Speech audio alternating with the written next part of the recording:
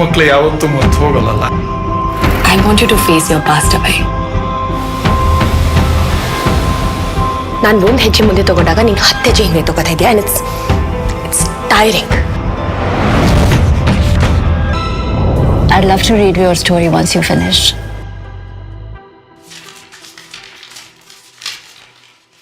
ಈ ರಿಯಲ್ ಲೊಕೇಶನ್ಸಲ್ಲಿ ಅದೊಂದು ಒಂದು ಮಟ್ಟಕ್ಕೆ ಅದು ಲಿಮಿಟೇಷನ್ ಕೂಡ ಆಗುತ್ತೆ. ನನ್ನ ಕಥೆಗೆ ಇದು ಕ್ಯಾರೆಕ್ಟರ್ ಆಗಿ ಸೂಟ್ ಆಗ್ತಾ ಇದೆ ಲೊಕೇಶನ್, ಬಟ್ ನಾನು ಅಂದ್ಕೊಂಡಿದ್ದ ಶಾರ್ಟ್ ಇಲ್ಲಿ ಹೇಗೆ ತರೋದು, ಇವೆಲ್ಲವೂ ಕೆಲಸ ನನಗೆ ತುಂಬ ಪ್ರೀತಿ, ತುಂಬ ಇಂಟ್ರೆಸ್ಟ್ ಇರೋ ಕೆಲಸಗಳು ಹೌದು. ಬಟ್ ಇವೆಲ್ಲಕ್ಕಿಂತ ಒಂದು 5% ಜಾಸ್ತಿ ನನಗೆ ಆ್ಯಕ್ಟಿಂಗೇನೆ ಇಷ್ಟವಾದ ಪ್ರೊಫೆಷನ್. ಹೊಸ ನನಗೂ ಇವಾಗ ಪ್ರತಿ ಸತಿ ನೋಡಿದಾಗಲೂ ನನಗೂ even though I have made the film, ನನಗೂ ಏನೋ ಒಂದು ಹೊಸದು ಕಾಣುತ್ತೆ. ಅದರಿಂದ ನನಗೆ ಒಂದು ಮಟ್ಟಿಗೆ ಧೈರ್ಯ, ಒಂದು ಮಟ್ಟಿಗೆ ಕನ್ವಿಕ್ಷನ್. ಒಂದು ಸಮರಿ ಲೆವೆಲಲ್ಲಿ ಸ್ಕ್ರಿಪ್ಟ್ ಕೇಳಿ ನಿಮ್ಮ ತಂಡದಲ್ಲಿ ಯಾರಿದ್ದಾರೆ, ಹೇಗೆ ಮಾಡ್ತಿದ್ದಾರೆ, ಏನು ಮಾಡ್ತೀರಾ, ಒಂದು ಸಂಕ್ಷಿಪ್ತ ಲೆವೆಲಲ್ಲಿ ಕೇಳಿಬಿಟ್ಟು ಸರಿ ಎಷ್ಟು ಬೇಕು ಅಷ್ಟು ಲೆವೆಲ್ಗೆ ನಮ್ಮನ್ನು ಬ್ಯಾಕ್ ಮಾಡಿ ಇಲ್ಲಿವರೆಗೂ ಬಂದಿದ್ದೀವಿ ನಾವು.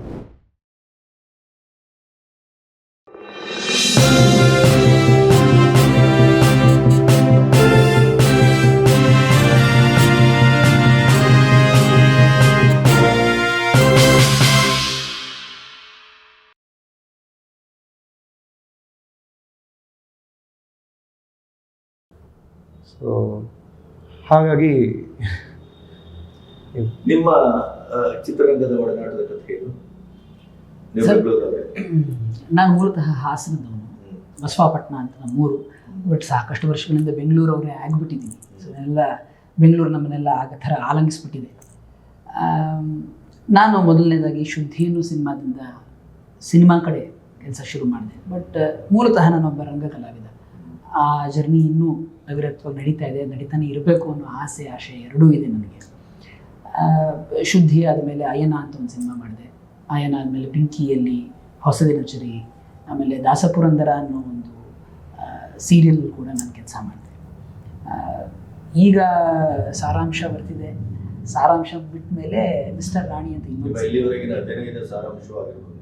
ಆಗಿರ್ಬೋದು ಹಾಗೇನಾದರೂ ಅನ್ಸಿದ್ರೆ ಹಾಗಾದ್ರೆ ನೆಕ್ಸ್ಟ್ ಮಿಸ್ಟರ್ ರಾಣಿ ನೋಡಬೇಕು ಅಂತ ನಾನು ಕೇಳ್ತೇನೆ. ಆ ಹುಡುಕಾಟಿಕೆ ಅನ್ನೋದು ಇರಲೇಬೇಕು ಅಂತ ನನಗೆ ಅನ್ಸುತ್ತೆ. ಸರ್, ನಿಮ್ಮ ಸೂರ್ಯ ನಿಮ್ಮ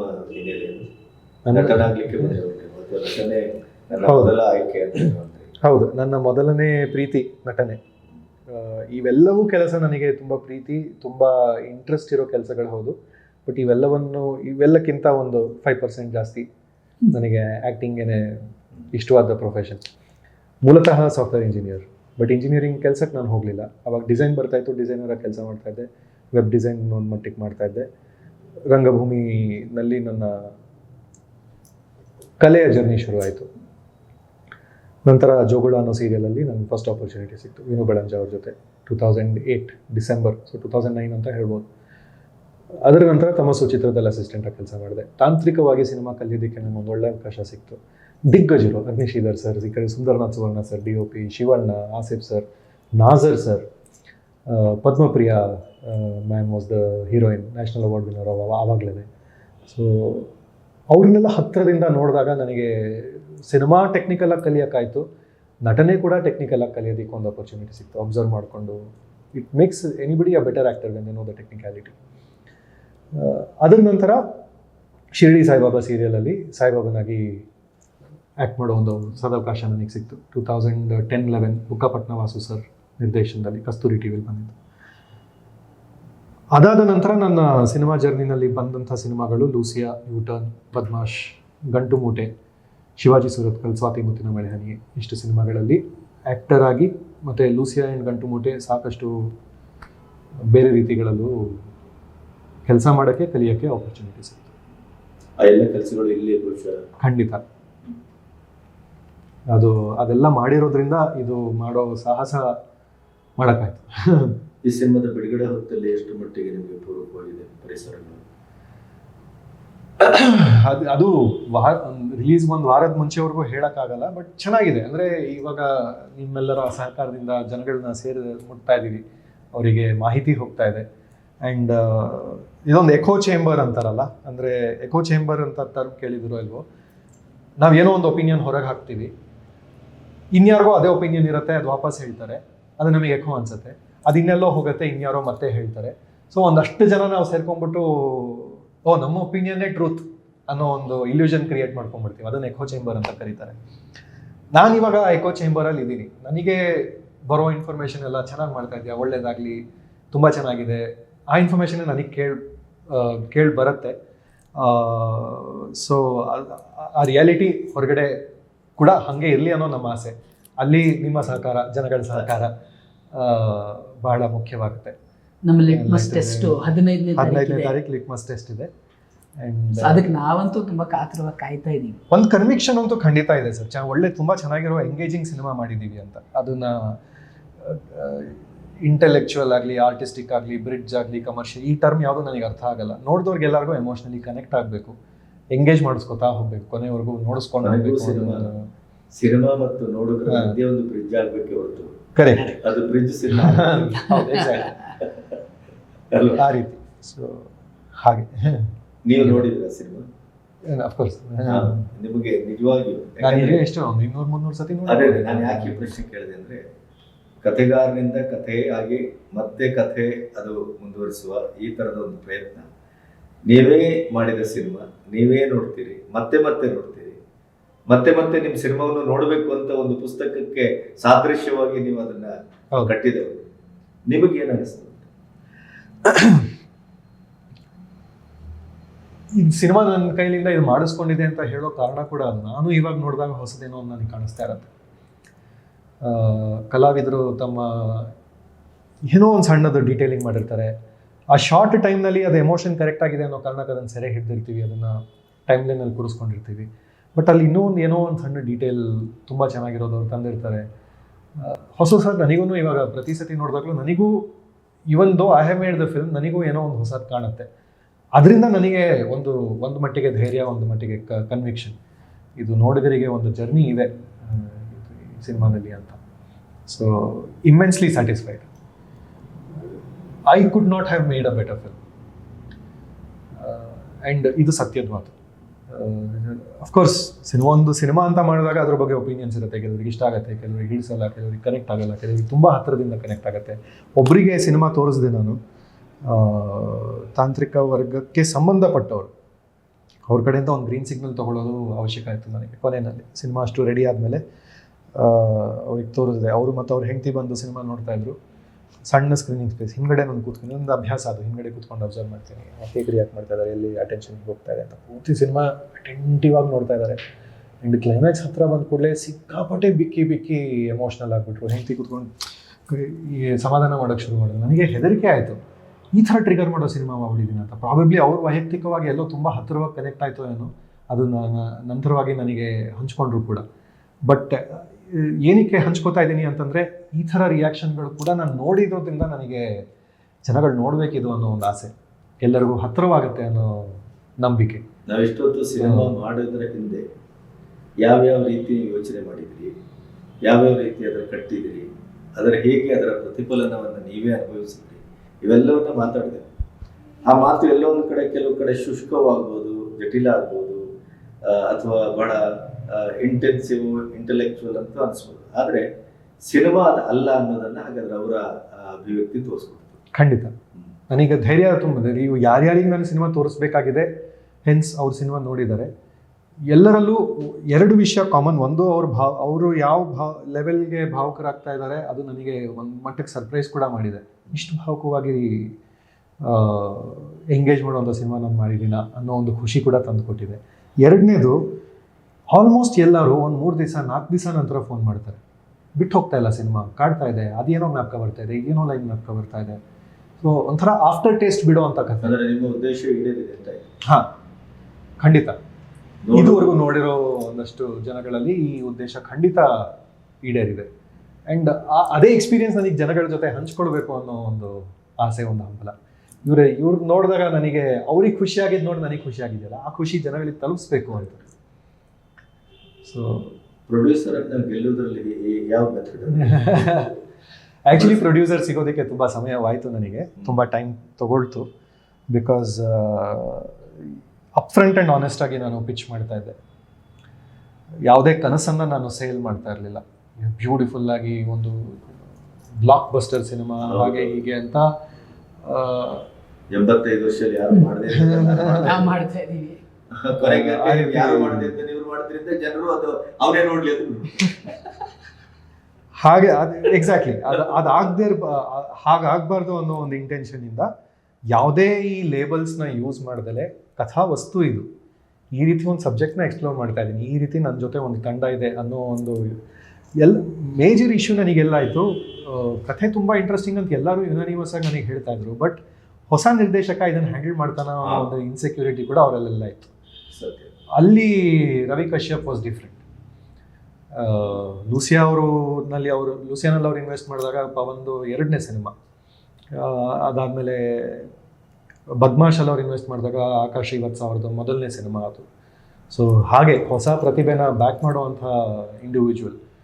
ಇವಾಗ ಎಲ್ಲಿ ನಾನು ಫಂಡಿಂಗ್ ಹುಡುಕ್ತಾ ಇದ್ದೀನಿ ಅಂತ ಅವ್ರಿಗೆ ಹೆಂಗೋ ಇನ್ಫಾರ್ಮೇಷನ್ ಹೋಗಿದೆ, ನಮ್ಮ ಒನ್ ಆಫ್ ದಿ ಆ್ಯಕ್ಟರ್ಸ್ಗೆ ಪರಿಚಯದವರು, ಆ್ಯಂಡ್ ನನಗೂ ಅವ್ರ ಪರಿಚಯ ಲೂಸಿಯಾ ಡೇಸಿಂದ ಇದೆ. ಸೊ ಅವರು ಫೋನ್ ಮಾಡಿ ಸಿನಿಮಾ ಸ್ಕ್ರಿಪ್ಟ್ ರೆಡಿ ಇದೆ ಅಂತ ಕೇಳಿದೆ, ಫಂಡಿಂಗ್ ಹುಡುಕ್ತಾ ಇದೆಯಾ ಅಂತ ಕೇಳಿದೆ, ಹೇಗೆ ಏನು ಯೋಚನೆ ಏನು. ಸೊ ಒಂದು ಸಮರಿ ಲೆವೆಲಲ್ಲಿ ಸ್ಕ್ರಿಪ್ಟ್ ಕೇಳಿ ನಿಮ್ಮ ತಂಡದಲ್ಲಿ ಯಾರಿದ್ದಾರೆ, ಹೇಗೆ ಮಾಡ್ತಿದ್ದಾರೆ, ಏನು ಮಾಡ್ತೀರಾ, ಒಂದು ಸಂಕ್ಷಿಪ್ತ ಲೆವೆಲಲ್ಲಿ ಕೇಳಿಬಿಟ್ಟು ಸರಿ ಎಷ್ಟು ಬೇಕು ಅಷ್ಟು ಲೆವೆಲ್ಗೆ ನಮ್ಮನ್ನು ಬ್ಯಾಕ್ ಮಾಡಿ ಇಲ್ಲಿವರೆಗೂ ಬಂದಿದ್ದೀವಿ ನಾವು.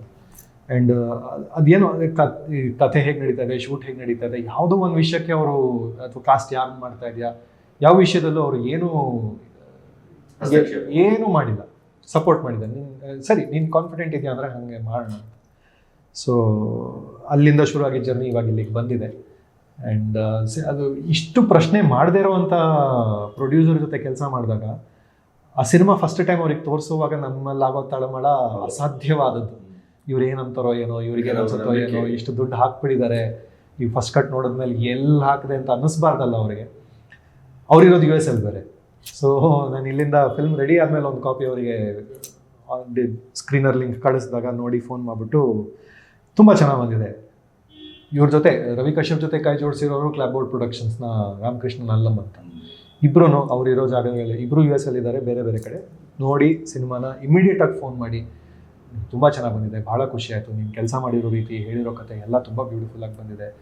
ಅವ್ರು ನನಗೆ ಆ ಮಾತು ಹೇಳಿದಾಗ ಆಗಿದ್ದು ರಿಲೀಫ್ ಇದೆಯಲ್ಲ ಅದು ಅಪ್ಪ, it was huge weight lifted off. ಎಲ್ಲೆಲ್ಲ ಶೂಟ್ ಮಾಡಿದ್ವಿ? ಬೆಂಗಳೂರು ಪ್ರಿಟಿ ಮಚ್ ಒಂದು 5 ದಿನದ 4-5 ದಿನದ ಸ್ಕೆಡ್ಯೂಲು ಮಣಿಪಾಲ್ ಸುತ್ತಮುತ್ತ. ಒಂದು 2-3 ಸೀನು ಮತ್ತು ಒಂದು song sequence, montage sequence, 2 situational songs ಇದೆ, ಒಂದು ಡಾನ್ಸ್ ಸಾಂಗ್ ಇದೆ. ಸೊ ಇದರ ಬ್ಯಾಕ್ಗ್ರೌಂಡ್ ಸ್ಕೋರಿಂಗು ಇತ್ಯಾದಿ ಇವೆಲ್ಲ ಆಗಿದೆ. ಯಾಕಂದರೆ ಈಗ ಕಾಲದಲ್ಲಿ BGM ಮತ್ತು ಸಿನಿಮಾಟೋಗ್ರಫಿ ಭಾಳ ಮುನ್ನೆಲೆಗೆ ಬಂದು ನಿಂತಿದೆ. ಅದು ನನಗೆ ಒಂದು ಮಟ್ಟಕ್ಕೆ ಸ್ವಲ್ಪ ಬೇಜಾರಿರೋ ವಿಷಯ ಏನಂತಂದರೆ ಆಡಿಯನ್ಸು ಟೆಕ್ನಿಷಿಯನ್ಸ್ ಆಗಿಬಿಟ್ಟಿದ್ದಾರೆ. ಹೌದು, ಅದು ಡೇಂಜರಸ್ ಕೂಡ. ಅದು ಆಡಿಯನ್ಸ್ ಆಗಿ ನೋಡೋಣ ಅಲ್ಲ, ಯಾಕಂದರೆ ನನ್ನೆಲ್ಲ ಫೇಸ್ ಇತ್ತು one point of time cinema ಕಲಿಯುವಾಗ. ಯಾವುದೇ ಸಿನಿಮಾ ನೋಡಿದ್ರು ಅದು ಟೆಕ್ನಿಕಲ್ ಮೈಂಡ್ ಓಡೋದು ಸಹಜ. ನಾಜರ್ ಸರ್ ನನಗೆ ತಮಸು ಟೈಮ್ನಲ್ಲಿ ಒಂದು ಎಕ್ಸಾಂಪಲ್ ಕೊಟ್ಟಿದ್ರು. ಯಾವುದೋ ಸಿನಿಮಾ ಶೂಟಿಂಗ್ ಮುಗಿಸ್ಕೊಂಡು ಚೆನ್ನೈ ಹತ್ರ ಹೋಗ್ತಾ ಇದ್ದಾರೆ, ಯಾವುದೋ ಟೆಂಟಲ್ಲಿ ಟೈಟಾನಿಕ್ ಹೌಸ್ಫುಲ್, ಸಣ್ಣ ಹಳ್ಳಿ ಒಳಗೆ. ಇವ್ರು ಹೋಗಿ ಪ್ರೊಜೆಕ್ಷನ್ ರೂಮಿಂದ ನೋಡ್ತಾ ಇದ್ದಾರೆ, ಜನ ತುಂಬ ರಿಯಾಕ್ಟ್ ಮಾಡ್ತಾ ಇದ್ದಾರೆ. ಸಿನಿಮಾ ಮುಗಿಯೋಷ್ಟೊತ್ತಿಗೆ ಮಾತಾಡ್ಬಿಟ್ಟಿದ್ದಾರೆ ನಾಜರ್ ಸರ್ ಬಂದಿದ್ದಾರೆ ಅಂತ. ಎಲ್ಲರೂ ಇವ್ರು ನಿಮಗೇನಪ್ಪ ಅರ್ಥ ಆಯಿತು ಈ ಕಥೆ? ಎಷ್ಟು ಚೆನ್ನಾಗಿ ಹೇಳಿದ್ದಾರೆ ಸರ್, ಅದು ರಿಚ್ ಮನುಷ್ಯರು ಮತ್ತು ಬಡವರಿಗೆ ಹೆಂಗೆ ಡಿವೈಡ್ ಆಗುತ್ತೆ, ಅದು ಇದು ಫಿಲಾಸಾಫಿಕಲ್ಲ ಕಂಪ್ಲೀಟ್ ಅರ್ಥ ಮಾಡ್ಕೊಂಡಿದ್ದಾರೆ ಸಿನಿಮಾ. ಈ ರೀತಿ ಜನಗಳು ಇಂಟೆಲಿಜೆಂಟ್ ಇದ್ದಾರೆ, ಜನಗಳು ಸೆನ್ಸಿಟಿವ್ ಆಗಿ ಹೇಳಿದ ವಿಷಯಗಳನ್ನ ಗ್ರಾಸ್ಪ್ ಮಾಡ್ತಾರೆ, ಅರ್ಥ ಮಾಡ್ಕೋತಾರೆ. ನೀನು ಸಬ್ಜೆಕ್ಟಿಗೆ ಜಸ್ಟಿಸ್ ಮಾಡು, ನೀನು ಯಾವತ್ತಾದ್ರು ಫಿಲ್ಮ್ ಮಾಡಿದ್ರೆ. ಇವ್ರಿಗೆ ಇದು ಅರ್ಥ ಆಗತ್ತಾ, ಅದು ಅರ್ಥ ಆಗತ್ತಾ, ತಲೆ ಕೆಡಿಸ್ಕೋಬೇಡ, ಆನೆಸ್ಟಾಗಿ ಹೇಳು, ಅರ್ಥ ಮಾಡ್ಕೋತಾರೆ ಜನ ಅನ್ನೋ ಒಂದು ಅವಾಗ ಕಲ್ತಿದ್ದ ಪಾಠ. ನಾನು ಇಷ್ಟೊತ್ತು ನನಗೆ ಒಳಗೆ ಒಂದು ಪ್ರಶ್ನೆ ಕಾಡ್ತಾ ಇತ್ತು ಮಾತಾಡುವಾಗ. ಅದೇ ಮತ್ತೆ ಇಂಟ್ಯೂಷನಲ್ಲಿ ನಾವು ಹೊರಗಡೆ ಮಾತಾಡ್ತಾ ಇರ್ತೇವೆ, ಒಳಗಡೆ ಇನ್ನೊಂದು ಎಚ್ಚರಗಳು, ಸಂಜ್ಞೆಗಳು ಬರ್ತಾ ಇರ್ತವೆ. ಅಲ್ಲ, ನಾವು ಇಷ್ಟೆಲ್ಲ ಮಾತಾಡ್ತಾ ಇದ್ದೇವೆ, ಇದು ತಲೆ ಮೇಲೆ ಹೋಗ್ತದೋ, ಒಳಗೆ ಹೋಗ್ತದೋ, ಅಥವಾ ಇದರ ಕನ್ವಿನ್ಸ್ ಆಗುತ್ತೋ ಇದು? ಅದಕ್ಕೆ ನೀವು ಈಗ ಉತ್ತರ ಕೊಡ್ತೀವಿ. ನಮ್ಮಲ್ಲಿ ನೋಡುಗರು ಎಷ್ಟು ಬುದ್ಧಿವಂತರಾಗಿದ್ದಾರೆ. ಯಾಕಂದ್ರೆ ಇವತ್ತು ಸಿನಿಮಾ ಅಂತ ಹೇಳಿ ನೀವು ಎಲ್ಲಿ ಶೂಟ್ ಮಾಡಿದ್ರಿ, ಎಷ್ಟು ಜನ ಆಕ್ಟ್ ಮಾಡಿದ್ದಾರೆ, ದುಡ್ಡು ಎಷ್ಟು ಹಾಕಿದ್ರಿ, ನೀವು ಮಳೆ ಬರ್ಸಿದ್ರ, ಇದನ್ನು ಮಾತಾಡೋದಷ್ಟಕ್ಕೆ ಸೀಮಿತ ಅಂತ ಕೆಲವು ತಿಳ್ಕೊಂಡಿದ್ದಾರೆ. ಅಲ್ಲ, ಸಿನಿಮಾದ ಒಳಗಡೆ ಏನಿದೆ ಅನ್ನೋದನ್ನ ನೀವು ಎಷ್ಟು ಸೂಕ್ಷ್ಮವಾಗಿ ಹೇಳ್ತೀರೋ ಅದರ ಮೇಲೆ ಅವರ ಕ್ಯೂರಿಯಾಸಿಟಿ ಬಿಲ್ಡ್ ಆಗುತ್ತೆ. Exactly. So just to complete that answer, ಇದು ಅಷ್ಟೇ ಕಾಣುತ್ತೆ. ಆ ಮೊನ್ನೆ ಸಿನಿಮಾ ಬಂದಿತ್ತಲ್ಲ, ಅದೇ ಅದೇ ರೀತಿ ಕಾಣುತ್ತೆ. ಹೌದು, ಏನೋ ಹುಡುಗರು ಸ್ವಲ್ಪ ಬೇರೆ ಹುಡುಗಾಟಿಗೆ ಏನೋ ಮಾಡಿರ್ಬೇಕು, ಎಕ್ಸಾಕ್ಟ್ಲಿ ಈ ತರದ್ದು. ನನಗೆ ಇದನ್ನ ಮೀರಿ ಅಲ್ಲ ಇದು ಅನ್ನೋದನ್ನ ಹೇಳ್ಬೇಕಾಗಿದೆ. ಎಕ್ಸಾಕ್ಟ್ಲಿ. ಹಾಗಾಗಿ ನಾನು ಇಷ್ಟೊತ್ತಿನ ಮಟ್ಟಿಗೆ just to complete that answer, ಅವಾಗ ಅರಿವಾಗಿದ್ದು ನನ್ನಲ್ಲಿ ಇರೋ ಒಬ್ಬ ಪ್ರೇಕ್ಷಕನ್ನ ನಾನು ಮರು ಹುಟ್ಟಿಸ್ಬೇಕು ಅಂತ, ಟೆಕ್ನಿಕಲ್ ಆಗಿ ನೋಡೋದು ನಿಲ್ಲಿಸ್ಬೇಕು ಸಂಹೌ. ಅದು ಹೇಗೆ ಮಾಡ್ತೀನಿ, but with time I have been very successful. ಇವಾಗ ಒಂದು ಸಿನಿಮಾ ನೋಡೋಕೆ ಹೋದರೆ ನಾನು ಟೆಕ್ನಿಕಲ್ ಆಗಿ ಅದನ್ನು ಅಬ್ಸರ್ವೇ ಅಂದರೆ ಅದು ಕೆಪಬಿಲಿಟಿ ಕೂಡ ಒಂದು ಲೆವೆಲಿಗೆ ಕಳ್ಕೊಂಡ್ಬಿಟ್ಟಿದ್ದೀನಿ. ಅದು ಇದು ಇಂಟ್ರೆಸ್ಟಿಂಗ್ ಅಂತ ಏನಾದ್ರು ಮನಸ್ಸಿಗೆ ಕಾಡಿದ್ರೆ ಅವಾಗ ಲೇಟರ್ ಆನ್ ಅದು ಟೆಕ್ನಿಕಲ್ ಆಗಿ ಯೋಚನೆ ಮಾಡ್ತೀನಿ. ಬಿಟ್ಟರೆ ಒಬ್ಬ ಪ್ರೇಕ್ಷಕನಿಗೆ ಸಿನಿಮಾ ಎಂಜಾಯ್ ಮಾಡೋ ಒಂದು ಖುಷಿ ನಂದು ಆಗಿದೆ ಇವಾಗ. ಆ ಖುಷಿ ಕಳ್ಕೊತಾ ಇದ್ದಾರಲ್ಲ ಆಡಿಯನ್ಸ್, ತುಂಬ ಟೆಕ್ನಿಕಲ್ ಆಗಿ ಎಜುಕೇಟೆಡ್ ಆಗಿ ಅನ್ನೋ ಒಂದು that little bit of frustration is there, though they appreciate our work so much more. ಈ ಆಸ್ಪೆಕ್ಟಲ್ಲಿ ಆ ಆಸ್ಪೆಕ್ಟಲ್ಲಿ ಅವರು ಕೂಡ ತುಂಬ ಟೆಕ್ನಿಕಲ್ ಆಗಿ ಸಿನಿಮಾ ನೋಡಿದ್ರೆ ನಾನು ಒಂದು ಎಮೋಷನಲ್ ಕತೆ ಹೇಳಿದ್ದೀನಿ ನೋಡ್ರಪ್ಪ ಅನ್ನೋ ಒಂದು ಹಂಬಲ ಕೂಡ ಇರುತ್ತೆ. ಹಾಂ, ನಾನು ಎಲ್ಲೋ ಎಲ್ಲಿಗೆ ಅದನ್ನ ತಲುಪಿಸ್ಬೇಕು ಅಂತ ಹೊರಟಿದ್ದೀರಿ, ಅದು ಅತ್ಲಾಗ ನಾಭಿಗೂ ತಲುಪೋದಿಲ್ಲ, ಅತ್ಲಾಗ ಹೃದಯಕ್ಕೂ ತಲುಪೋದಿಲ್ಲ, ಅತ್ಲಾಗ ಒಳಗೂ ಹೋಗುದಿಲ್ಲ, ಅದು ಹೊರಗಡೆಗೆ ಒಂದು ವಿಮರ್ಶೆಯ ಕೃತಿಯಾಗಷ್ಟೇ ಉಳಿದುಬಿಡುತ್ತದೆ ಅಂತ. ಬಟ್ ಇವಾಗ ಸೂರ್ಯ ಅವ್ರು ಹೇಳಿದ ಎಕ್ಸಾಂಪಲ್ ಅಲ್ಲೇ ಅದು ತದ್ವಿರುದ್ಧವಾಗಿ ನಿಂತಿದೆಯಲ್ಲ. ಅಂದ್ರೆ ಒಬ್ಬ ಸಾಮಾನ್ಯ ಮನುಷ್ಯ ಅಂತ ನಾವು ವಿಂಗಡಿಸೋದಾದ್ರೆ ಆಗ ಅದ್ರಲ್ಲಿ ಆಗ್ಲೇ ಸಾಕಷ್ಟು ಮನುಷ್ಯ ಅನ್ನೋದಕ್ಕಿಂತ ಸಹಜವಾದ ನೋಡ್ಬೇಕು. ಕರೆಕ್ಟ್. ಆ ಸಹೃದಯತೆ ಅನ್ನೋದು ಇದೆ. ಈಗ ತಂತ್ರ ಇರಲಿ, ಮಂತ್ರ ಇರಲಿ, ಅದ್ರ ಟೆಕ್ನಿಕ್, ಅದ್ರ ಕ್ಯಾಮರಾ ಅವೆಲ್ಲ ಬಿಟ್ಬಿಡಿ ಅಂತ. ಅದೆಲ್ಲ ಬಿಡಿಸುವಂತ ಒಂದು ಸಿನಿಮಾ ಮಾಡಿದೀವಿ ಅಂತ ನನಗೆ ಅನಿಸ್ತು. ನನ್ನ ತಮ್ಮ ಕೊಟ್ಟಿದ್ದು ನನಗೆ ಬಿಗ್ಗೆಸ್ಟ್ ಕಾಂಪ್ಲಿಮೆಂಟ್, ಬಿಕಾಸ್ ಅವ್ನು ಈ ರಿಯಾಕ್ಷನ್ ಕೊಡ್ತೇನೆ ಅಂತ ನಾನು ಆಂಟಿಸಿಪೇಟ್ ಮಾಡಿ. ಅವನು ಸಿನಿಮಾ ಅಂದರೆ is also in film making, but corporate ಜಾಬಲ್ಲಿ ಇದ್ದಾನೆ. ಆ್ಯಂಡ್ ನನ್ನ ಅಫ್ಕೋರ್ಸ್ ಅವ್ನು ಹುಟ್ಟಿದಾಗಿಂದ ನೋಡಿದ್ದಾನೆ. ಅವ್ನು ಹುಟ್ಟಿದ 1990, ಸೊ 34 ಇಯರ್ಸಿಂದ ನೋಡ್ತಾ ಇದ್ದಾನೆ. ನಾನು ಸ್ಟೇಜ್ ಮೇಲೆ ಪರ್ಫಾರ್ಮ್ ಮಾಡಿರ್ಬೋದು, ಸ್ಕೂಲಲ್ಲಿ ಸ್ಟೇಜ್ ಮೇಲೆ ಪರ್ಫಾರ್ಮ್ ಮಾಡಿರ್ಬೋದು, ಎಲ್ಲವನ್ನು ನನ್ನ ಜರ್ನಿ ಫಾಲೋ ಮಾಡ್ಕೊಂಡು ಬಂದಿರೋನು. ಹಾಂ, ಈ ಸಿನಿಮಾ ಯಾವತ್ತು ನೋಡೋಕೆ ಬರ್ತಾ ಇದ್ದ ಅವ್ನು ಮೆಂಟಲಿ ಪ್ರಿಪೇರ್ ಆಗಿಬಿಟ್ಟಿದ್ದ. ಇದು ನನಗೆ ತುಂಬ ಟೆಕ್ನಿಕಲ್ ಆಗಿ ಕಾಣಿಸುತ್ತೆ, ಯಾಕಂದರೆ ಸಿನಿಮಾ ಕೆಲಸ ಮಾಡಿರೋರೆಲ್ಲ ನನಗೆ ಗೊತ್ತು, ಹಂಗೆ ಅಂದ್ಕೊಂಡೇ ಬಂದಿದ್ದ. ಸಿನಿಮಾ ಪೂರ್ತಿ ನೋಡ್ದ, ಅದಾದಮೇಲೆ ನಿಂತ್ಕೊಂಡು ಮಾತಾಡ್ತಿದ್ದಾಗ ನಾ ಎಷ್ಟೇ ಟೆಕ್ನಿಕಲ್ ಆಗಿ ನೋಡೋಕೆ ಮಾಡಿದ್ರು ಕಥೆ ಹೇಳ್ಕೊಂಡು ಹೋಯ್ತು ನನ್ನ. I saw it as a film, I couldn't C it as a technician ಅಂತ ಅವ್ನು ಹೇಳಿದಾಗ ಸದ್ಯ ನನಗೆ ಇಷ್ಟು ಹತ್ತಿರವಾಗಿ ನನ್ನ ಸ್ವಂತ ರಕ್ತ ನನ್ನ ತಮ್ಮ ಅವನನ್ನ ಈ ಮಟ್ಟಕ್ಕೆ ಅದು ಕಥೆ ಹೇಳ್ಕೊಂಡು ಹೋಯ್ತು ಅಂತಂದರೆ. ಸೊ ಅದೇ this is what I am saying. ಈ ಎಕ್ಸ್ಪೀರಿಯನ್ಸಸ್ಸು ನನಗೆ ಅವರಲ್ಲಿ ಕಂಡ ಖುಷಿ ಇನ್ನೊಂದಷ್ಟು ಜನರ ಜೊತೆ ಹಂಚ್ಕೋಬೇಕು ಅನ್ನೋ ಒಂದು ಆಸೆ. ಜಗಲಿ ಗೆದ್ದಿದ್ದೀರಿ. ನನಗೆ ಈ ಟೆಕ್ನಿಕಲ್ ಆಗಿ ಅದನ್ನ ಸಿನಿಮಾ ನೋಡೋದು ಎಷ್ಟು ಡಿಸ್ಟರ್ಬಿಂಗ್ ನೋಟ ಅನ್ನೋದಕ್ಕೆ ರಾಜ್ಕುಮಾರ್ ಅವ್ರು ಮಾತು ಹೇಳ್ತಾ ಇದ್ರು, ಯಾವುದೇ ಸಿನಿಮಾ ಅದು ಬೀದಿಯಲ್ಲಿ ಶೂಟ್ ಮಾಡಬಾರ್ದು. ಸಿನಿಮಾ ಯಾವಾಗಲೂ ಗೌಪ್ಯವಾಗಿರ್ಬೇಕು, ಅದೊಂದು ಮುಷ್ಟಿ ಆಗಿರ್ಬೇಕು. ಹೀಗೆ ಓಪನ್ ಮಾಡಿದ್ರೆ ಅದರ ಇಡೀದಾದಂಥ ಒಂದು ಅದು ಕ್ರಿಯೇಟ್ ಮಾಡುವಂಥ ಒಂದು ಭ್ರಮಾತ್ಮಕವಾದಂಥ ಇಲ್ಯೂಷನ್ ಇದೆ, ಅದು ಹೊರಟೋಗುತ್ತೆ. ಪ್ರಾಯಶಃ ನಮ್ಮ ಸಿನಿಮಾದ ಇವತ್ತಿನ ಬಹುತೇಕ ಅತಂತ್ರತೆಗೆ ನಾವು ಸಿನಿಮಾವನ್ನ ಆದಷ್ಟು ಅದನ್ನ ಹೆಚ್ಚೆಚ್ಚು ಹೊರಗೆ ತಂದದ್ದು, ಮತ್ತೆ ಅದನ್ನ ಹೆಚ್ಚೆಚ್ಚು ಟೆಕ್ನಿಕಲ್ ಆಗಿ ನೋಡುವ ಹಾಗೆ ನಾವೇ ಪ್ರೇರೇಪಿಸಿದ್ದು, ಇವೆಲ್ಲವೂ ಕಾರಣ ಇರಬಹುದೇನೋ ಅಂತ. ಇರ್ಬೋದು, ಖಂಡಿತ ಇರ್ಬೋದು. ಅಂಡ್ ಇವಾಗ ನಿಧಾನಕ್ಕೆ ಮತ್ತೆ ವಾಪಸ್ ಅದು ಸ್ಟುಡಿಯೋಗಳ ಒಳಗೆ ಹೋಗ್ತಾ ಇದೆ. ಹೌದು, ಯಾಕಂದ್ರೆ ಅದೊಂದು ಸಿನಿಮಾ ಎಕ್ಸ್ಪೀರಿಯನ್ಸ್. ಇವಾಗ ನಾವು ಸಿಂಗ್ ಸೌಂಡಲ್ಲಿ ಶೂಟ್ ಮಾಡಿದ್ವಿ. ಆ್ಯಂಡ್ ಸಿಂಗ್ ಸೌಂಡ್ ಮಾಡುವಾಗ ಮುಂಚೆ ಇವಾಗ ಸೀರಿಯಲ್ಗಳು ಅಫ್ಕೋರ್ಸ್ ಇವಾಗಲೂ ಸಿಂಗ್ ಸೌಂಡಲ್ಲೇ ಶೂಟ್ ಮಾಡ್ತಾರೆ, ದಿನಕ್ಕೊಂದು ಎಪಿಸೋಡ್ ಮಾಡ್ತಾರೆ. ನಾವು ಮಾಡುವಾಗ ನಮಗೆ ಅರಿವಾಗಿದ್ದು ಒಂದು ಹೊಸ ಚಾಲೆಂಜ್. ಇಲ್ಲೆಲ್ಲೋ ಒಂದು ಮನೆಯಲ್ಲಿ ಶೂಟ್ ಮಾಡ್ತಾ ಇರ್ತೀವಿ, ಹೊರಗಡೆ ಲೌಡ್ ಸ್ಪೀಕರ್ ಹಾಕೊಂಡು, ಇವಾಗ ಹೂವಿನ ಮಾರೋರು, ತರಕಾರಿ ಮಾರೋರು ಎಲ್ಲರೂ ಲೌಡ್ ಸ್ಪೀಕರ್ ಅಲ್ಲೇ ಬನ್ನಿ ಸಾರ್ ಬನ್ನಿ ಮೇಡಮ್ ಅನ್ಕೊಂಡು ಹೋಗ್ತಾರೆ. ಪೊಲೀಸರದ್ದು ಯಾವ್ದು ಎಚ್ಚರದ ನೋಟಿಸ್, ಇವ್ರದ್ದು ಯಾವ್ದು ಅಂತ ಒಂದು 4 ರೋಡ್ವರೆಗೂ ಕೇಳಿಸ್ತಾ ಇರುತ್ತೆ. ಒಂದು ಟೇಕ್ ಮಾಡೋಕ್ಕಾಗಲ್ಲ, ಅವ್ರನ್ನ ಹುಡುಕೊಂಡು ಹೋಗಿ ಸ್ವಲ್ಪ ಹೊತ್ತು ಇದು ಮಾಡ್ಕೊಳ್ಳಿ, ಆ ಥರ ಎಲ್ಲ ಚಾಲೆಂಜಸ್ ಬರುತ್ತೆ. ಸೊ ಈ ಕಾರಣಗಳಿಂದ ಐ ಥಿಂಕ್ ನಿಧಾನಕ್ಕೆ ನಾವು ವಾಪಸ್ ಈ ಎಲ್ಲ ಹೊರಗಿನ ಶಬ್ದದ ಸ್ವಲ್ಪ ದೂರ ಹೋಗಿ ಬಹಳ ಅದ್ಭುತವಾದ ಗೆಲುವು ಸಾಧಿಸಿದೆಯಲ್ಲ. ಹೌದು, ಅದು ಎಲ್ಲವೂ ಸೆಟ್ ಅಲ್ಲೇ ಮಾಡಿ. ಹೌದು.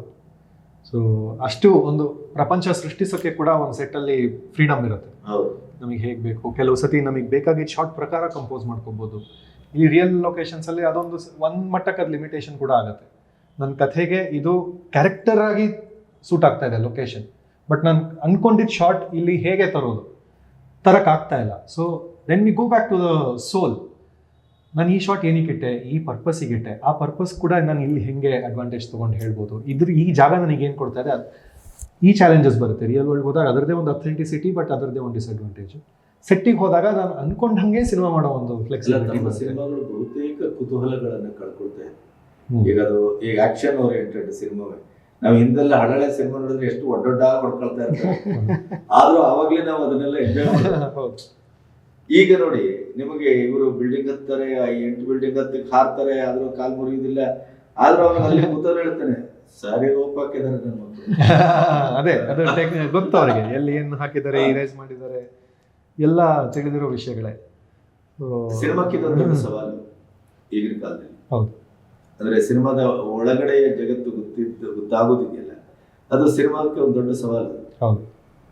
ಸೊ ಯಾವ ರೀತಿಯಲ್ಲಿ ಬಿಡುಗಡೆ ಮಾಡ್ತಾ ಇದ್ದೀರಿ, ಎಷ್ಟು ಥಿಯೇಟರ್ ಬಿಡುಗಡೆ ಮಾಡ್ತಿದ್ದೀರಿ? ಅದು ಆದಷ್ಟು ಎಷ್ಟು ಚಿತ್ರಮಂದಿರಗಳು ಸಾಧ್ಯವೋ ಅಷ್ಟು ಬರೋ ಆಸೆ ಅಂತೂ ನಮಗೆ ಖಂಡಿತ ಇದೆ. But these are market realities.